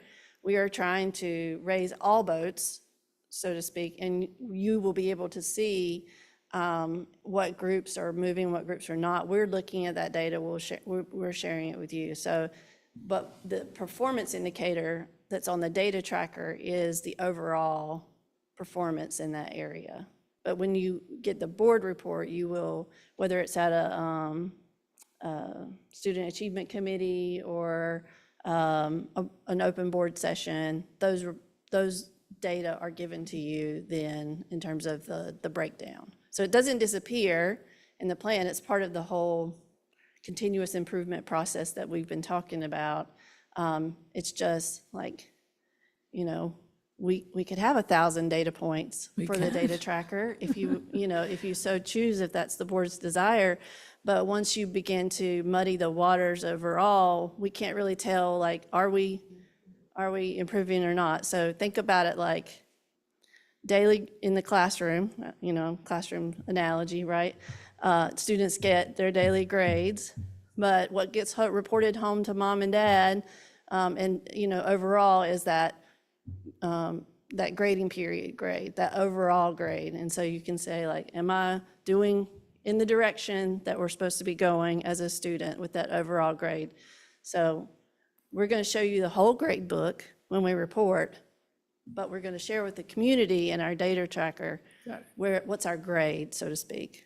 Does that make sense? Yeah, so we're not losing it, it's just not, Right. got it, that's very helpful. Yeah, the data tracker is our, I believe it was Ms. Smiley who talked about seeing the state's dashboard. So we're not using the dashboard, the D word, but we are talking about having some sort of tracker that gives us a great, so kind of as you heard tonight, met, not met, we can kind of look at each one of those performance indicators and say, we're not where we need to be here. And then we're going to have to go in and make some fine-tune adjustments. And that might be based on some information that we have on a subgroup. It might be based on some information, communication with our community. So all of those things are, in the sauce. If that's Got it, so we're not losing it. It was going to continue the way. We don't feel like it's- we're losing it. No, yeah. it's going to continue the way it has, because you've given us a lot more detail than this in our conversation, so. Correct. Very helpful. Sarah? Just a reaction to that last point, and I have it without having a solution to this, but I do wish there were a way for the community to sort of easily see in here whether we're making progress across subgroups, essentially in a bunch of these areas where we do disaggregate it. So I know that in the presentations and things like that, we look at that, but it's like in this roll-up, I think the community cares about the overall and about whether we're addressing our equity gaps. And so I don't know what the answer to that is. Let me just share a little bit. When we do board presentations, it could be that we find out, we share with our staff board notes, right? I think you all get some of that as well. In an effort to kind of update everyone on kind of where we are with things. And so maybe we can consider how we share that more widely. But I just want to say too, schools often, districts, we get tasked with doing a lot of things that we can't do alone. And so, we talked about this in our school collaboration with the county commissioners and setting some common goals. Mental health was one of them. And so if we're going to fully engage, and we're going to fully engage, there are a lot of things that we're going to have to work together with, and other organizations are going to have to step up as well. We're not going to be able to solve every problem, but we're going to give our 110% where we know how to do it. And so as we're reporting, the same reporting format is going to come to the board. And as we're identifying subgroups, I understand wanting to share that in a way, and I love the way that the state does it, but there's someone dedicated to doing that. And if we can find that in a way to do it, but we are reporting that out, and it is public information that is available to the public if they choose to engage with us. And so I think in some parts we do that. We also share our overall accountability results, and we talk about subgroups in that information as well. And so we can try to be a little bit more intentional when it comes to that, but we're very transparent when it comes to that data. There's also a state dashboard that we can connect and share with the broader community. Part of it is that we can share things with our families, but we can't share things broadly. We don't have listservs for everyone. And so we're starting to engage in some of that work with other community leaders. That's the plan that we're rolling through this year, so that we can share some of the areas where we need some additional support and how we can work together, and they can understand the work that we're doing. So I just want us to, I know we want to do everything, but our personnel is also limited. And to have a dedicated person that's constantly updating and putting things in a chart, we may or may not be able to do that. But we'll take all the feedback and we'll see what we're able to do. But bottom line, our reporting is going to remain consistent as it has over the last couple of years. We're going to give you breakdowns by demographic, and then maybe we need to think a little bit further on how we share some of that information. But I understand where we're trying to go, but we may not be able to do that without having someone dedicated to do that. And even when we do that, I just want to give Ms. Hauser's example of begging people to come to our engagement sessions. I'm not begging anyone to come, but we're sharing the information. But if she's begging them to come and they still can't come, we're going to do all we can to try to increase those efforts. I'm excited to have Ms. Kilpatrick here to support some of this work, but we're going to be strategic and continue to engage and push in that way. I just want us to kind of level set a little bit to some expectations. We get a lot from community about what our responsibility is, and we can't do it by ourselves. And so we're going to be engaging differently moving forward with other community leaders and getting a little bit more support. So, yeah, but we hear all the feedback. We're going to take it in and see what we can do with it. This is not for approval, we're just sharing information. And again, let's be mindful that one of the bases of this plan is also continuous improvement. And we're not solely set on specific targets. Like, yes, we've mapped them out for the next 5 years, but they may change. We may have some different standards that we're looking at. We may exceed somewhere and we may up it as we move. These are not just set in stone. We're going to be revisiting these year over year.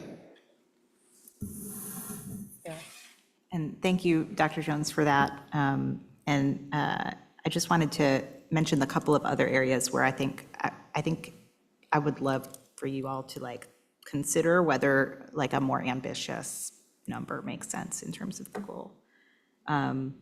And those are in chronic absenteeism. I know that we went up in this past year rather than going down, but like our goal for 2026 was to bring it down to 19%. So for this to, in 5 years, the goal to be, 20.5% feels not ambitious enough in terms of reducing the chronic absenteeism. Like the pre-pandemic number, which no district is back, I don't know if any of them, maybe some district is, but pre-pandemic numbers were like 15% or something, so, yeah, so that's one that struck me as like, gosh, if like 1 out of every 5 kids is chronically absent, that seems like a big issue to me. And then the other one was the social emotional learning survey says in grades 6 through 12, attain a 50% or higher positive response in all 10 categories. Right now we're at 9. And the idea of like a 50% or higher response, that's like half of students express positivity on this theme or that theme. It just doesn't feel like ambitious enough in terms of where we want our students' like social and emotional well-being to be, to me. And I know you all have had deep conversations about this, but those are the two that struck me as like, I don't know if we're aiming sort of high enough.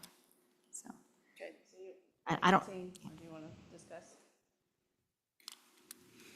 And I think we're okay. Yeah. I think what we're saying is, once we get past this baseline and adjustments need to be made, we're willing to do that. I think when we start engaging this school year and we're at 23.1%, we didn't decrease, we're lower than the state when it comes to chronic absenteeism. We'd love to see that number at 0. To be honest, I'd love to put it on there. It doesn't mean we're going to get there. And so once we're able to figure out the strategies that are working, not working, and we may get a larger jump, and then we'll be able to realign the numbers here. So I don't want us to look at numbers again and say these numbers are set. Same with the 50% or higher. And Dr. Lee, I may need you to come up, but is the 50% a marker for Panorama that's predetermined by them, or is that us? No, it's predetermined. Can you all hear me? It's predetermined by them. So they actually set that parameter as 50%, being if you get 50% or higher, then that means that you basically are like in that positive range. So that's the reason why we put 50% as a threshold, because the company set that threshold. We didn't do that. Okay. Yeah. But again, we're happy to revisit that as we move forward.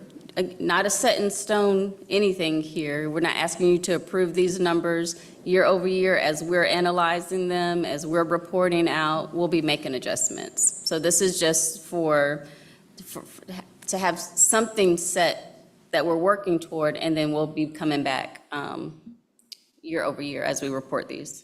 And I'll remind the board that like the data points that were approved for the plan are those best in NC metrics. So that's where those metrics, we may come back to you and say, oh, we undershot this, we want to go up. But in the 5 years, we've really set those, you voted on those. These performance indicators are about that continuous improvement cycle.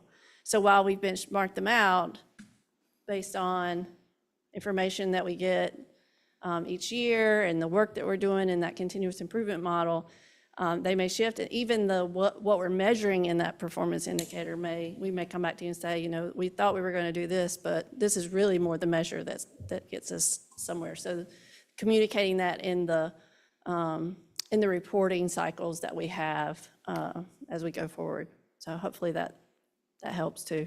That's helpful. Yeah, thank you. Lori, I know you had one. Yeah, I have a few just small comments. One, just on Sarah's point earlier about air quality, I just wondered about, does fair equal safe? Is that kind of the okay. So then I'm wondering about a metric that would be something like 100% safe and X% good or excellent, right? To Sarah's point, to kind of say baseline is that, and we want, some additional higher ones, but that's another thought. The other one I wanted to, and from Mr. Coeek, if you can help me, and this is me being new in part, right? So why, okay, one, it seems like the participation rate on the survey was 33%, which is still statistically significant, right? That's still going to give you some information that is definitely usable, but just maybe not broken down into very specific, demographics or schools or whatever. You might have some hindrances there in terms of breaking it down. But I do notice, so 90% was initially set. Has something changed in the survey over the time? Have we, why was it set at 90 and then we're here at 73? So last year was the January 2026 was the first time we ever did the survey. Okay. So we created. So it was a guess, basically. Well, as I said, the goal wasn't met, but a baseline was set, right? So that's, so that's why we sort of readjusted, as I think you've heard, if we get data points that we need to readjust, like we can do that. So when we're setting this now for the new plan, Okay. right? That's basically the explanation. It was the first time we did it. We didn't change. The survey questions are based loosely on the teacher working condition surveys, Okay. but it doesn't go just to teachers, it goes to all staff. So, Okay, thank you. That's Sure. super helpful. And then I did have one more on just absenteeism. Very quickly, and you're probably going to be able to answer this pretty quickly. I hear everybody talking about demographics and that sort of thing, also, very important, but are you, not us, we don't necessarily need this data, but I just like confirmation that you're using the disaggregated data when it comes to school by school, grade by grade, and to make sure that you're looking at interventions that are really specific to those other types of metrics. So in-house, every single month, we actually get a report from district employee Nicole Reyes, and so she actually breaks that down for us, and so it is given to us by demographic, it's given to us by school.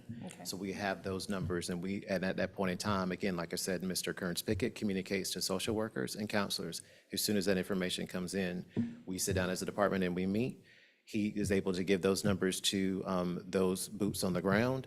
They're able to, of course, track exactly who those students are, and then based upon, like, to your point, those individual schools, they're then able to put in those preventative supportive measures for those particular students. It's another thing to also note that we, as a department, looked at the state data and the state trending data in terms of chronic absenteeism. So if we look at school year 22, 23, 24, 25, the state went from 31, 27, 24, and 20, 31, 27, 25, 24, excuse me. Okay. So at that point in time, given that we had gone up, we decided that instead of basically going a percentage down, that we would do a 0.5% to be realistic around the things that we would be able to do as a district in terms of supporting schools and supporting our, again, our boots on the ground and making sure that we were putting in preventative measures. Considering the context of the overall environment. Yes. Yeah, okay, Yes. Gotcha. That's super helpful, thank you. I think that was it. Let me just look at my notes real quick. Yep, we're good, thank you. Connie, you had another question? Yeah, I actually had, first on the absenteeism, it just really highlights the equity point. If I recall, one of the reasons our absentee rate went up was because of ICE. Because ICE was in town and our Hispanic, the absentee rate of our Hispanic students went up. And we couldn't causally say that definitively, but it coincidentally worked that way. And so sometimes, in the spirit of continuous improvement, sometimes it's a completely justifiable response. It's not something that we need to do differently or better. It just is what it is.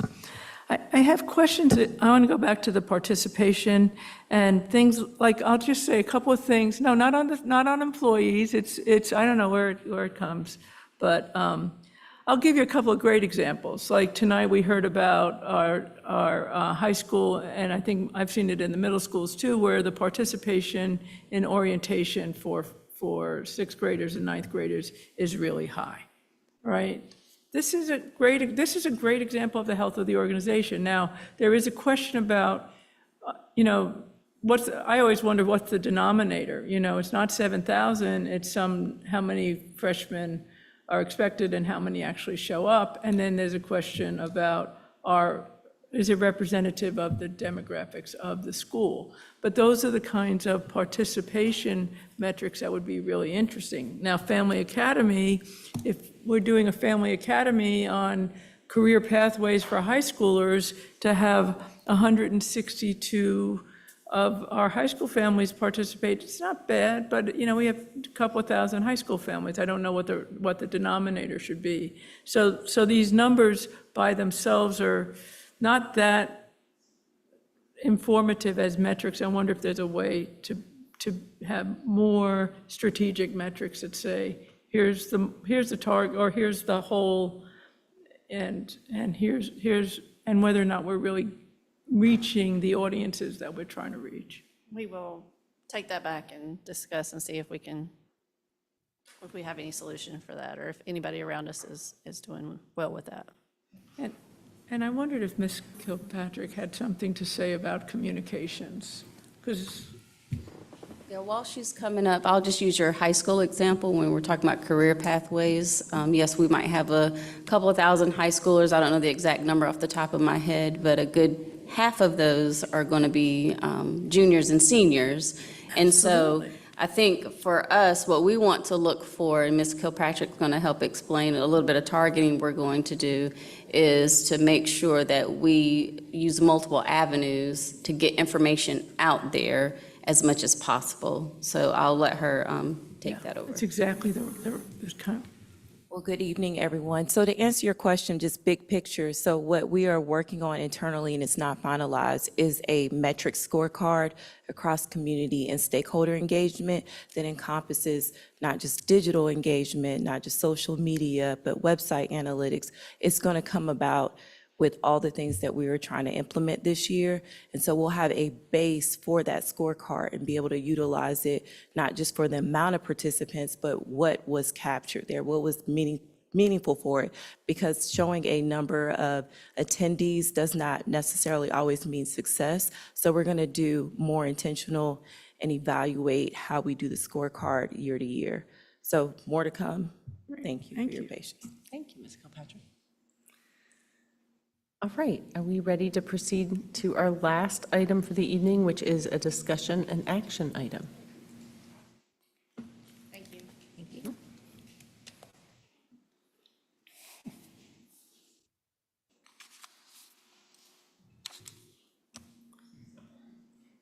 So our fiscal year 2027 final budget approval, budget resolution.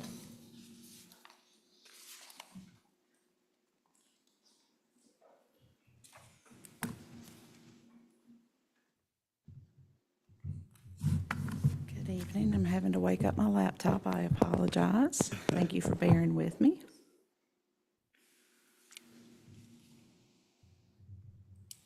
We appreciate staff. I know everyone is up super early tonight or today. Everyone is up by 5 a.m. at their best. So thank you for bearing with us tonight. Absolutely. So thank you. I am here again, Chair Doyle, Vice Chair Padilla, board members, superintendent, and listening public, to hopefully seek your approval of the fiscal year 26-27 final budget for Orange County Schools. We're excited about our new strategic plan, and you've heard us talk about it quite a bit this evening, particularly Pillar 4, maximizing operational excellence to support student success. With Pillar 4, there are 6 focus areas, and this evening, our discussion will tie into efficient and transparent business functions as we present the fiscal year 27 operating budget. As you know, And as we've talked about multiple times, student enrollment is what drives our funding. And as you can see here, our enrollment for this year is based on 6,733 students, as well as 1,157 charter students. For the 26-27 fiscal year, the Orange County Schools' total budget by funding source is as follows, as you see here. Please be reminded that these do not include capital. We'll talk about capital at the end, but that these are just our operating numbers here. Our highest funding source is the State Public School Fund, providing 49% of our total operating budget, and closely following behind that is our local operating expense budget at 42%. The remaining portion of our budget is comprised of child nutrition, restricted, and then our federal funds to get us to our $117.3 million. Here I wanted to take an opportunity to share with you how those dollars are planned to be expended over the next year. 81% of our budget is to support salaries and benefit. 8% is going to support purchase services, which encompasses services rendered by personnel who are not on the payroll of the district and other services that the district may purchase. Some examples in this category are contracted services, workshop expenses, utilities, and insurances. 5% supports supplies and materials. Again, that's pens, paper, textbooks, computer software, and other operational supplies such as fuel, oil, and tires. And the final category represents our charter school flow-through at 6%. State law does require that a public school provide the local per pupil funding for every student domiciled in Orange County schools that does attend a charter school, so that is what that represents. Here's a more detailed breakdown of our local operating budget and the $49 million that we are anticipating receiving this fiscal year. 42% of our total funding. It was based on a $6,290 per pupil for the 7,751 students that you can see that are broken down here. I did want to take an opportunity to mention again the expansion budget item requests that we did ask for our third year that were not funded and therefore will not be included in this budget. I won't go into great detail in regards to those again this evening, but it was the teacher local supplements, our classified supplements, as well as increasing the bus driver pay scale. As a reminder to everyone who is listening, we do have a state budget for fiscal year 27, which did include an average 8% increase for our licensed staff.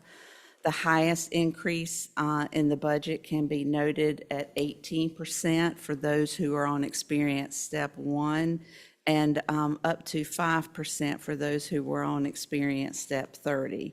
There's a small snippet in the corner of the chart there that kind of gives you an idea of how those steps transpired for the state budget, and that's actually in state law. For those non-certified classified staff, a 3% increase was included in this budget.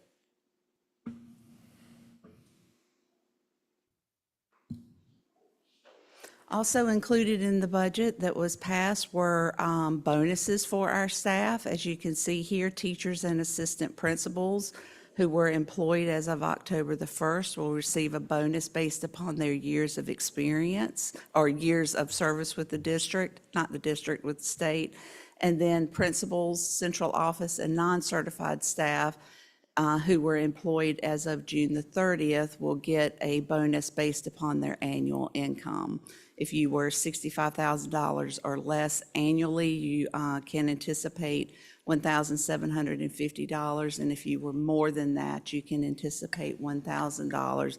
And of course, those are going to be prorated based upon your employment with the district. So if you're not 100% employed with the district, you would not receive 100% of those bonuses. The final component of the budget, which we've talked about a lot already this evening too, is our capital outlay. Our largest component is the new bond and the new elementary school at $59 million, and then the remaining is our carryover funds, getting us to approximately $74 million in our capital budget. And now I will take any questions if you may have any. Thank you so much, Ms. Rath. Questions from Ms. Rath? Bonnie? Just a quick one. Thank you for this, as always. I just always have to remind us that when we look at the state budgets, that it's a 2-year, it's the first increase our employees have had over 2 years. So when we look at 5%, that's 2.5%. And I think my gas prices would have wiped that out. So my increase is just kind of disappointing, that's all. Other comment? Motion to approve? Second? Motion from Mr. Atherton, a second from Ms. Hauser. All in favor? Aye. Any opposed? Great, thank you so much, Ms. Rath. And I don't believe we have any need to return to closed session. Do you have any other items, Dr. Jones? Okay, I'd like to entertain a motion to adjourn. Motion to adjourn. Second. Ms. Spiley, second from Vice Chair Padilla. All in favor? Aye. And I say aye. Great, we are adjourned. Have a great evening, everybody. Thank you.